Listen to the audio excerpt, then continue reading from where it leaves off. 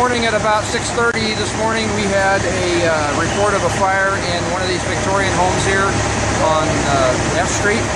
As our companies arrived, they had what essentially was three buildings involved. The building here in the middle of the block, the building to the left of it, and the building to the rear of it.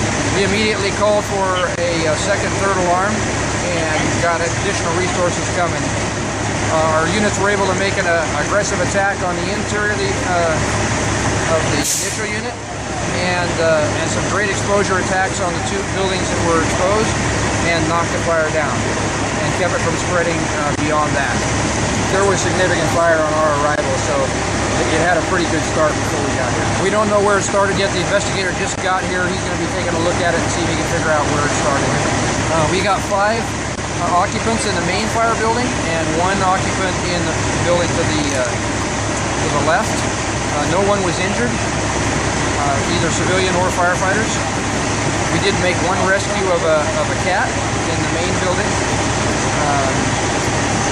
and the people that are displaced from the fire in the main fire building are going to be handled by Red Cross. It's been a very active last 3 or 4 weeks for us from a structure fire standpoint. The fires are in multiple regions of the city, so it's been hard to draw some parallels between them. Our investigators are working hard to see if there is anything that connects them, but we already know that, for instance, the fire that was on 14th and E a couple weeks ago did not have any parallel to the fires that happened earlier that day. So it's been really hard for us to say that there's a parallel to them.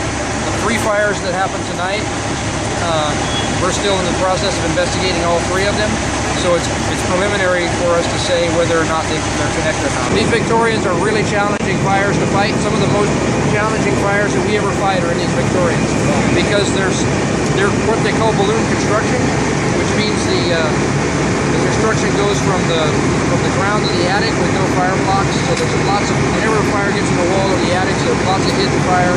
It usually takes us several hours to completely mitigate all the hidden fire that's in these buildings. This was at back about 3.5 alarms, and I think we had 23 engines and 3 medic units and 6 chief officers. From our partners at both Metro Fire and West Sacramento, I believe we even had some Consumidus units here today. We always appreciate the assistance of our neighboring units.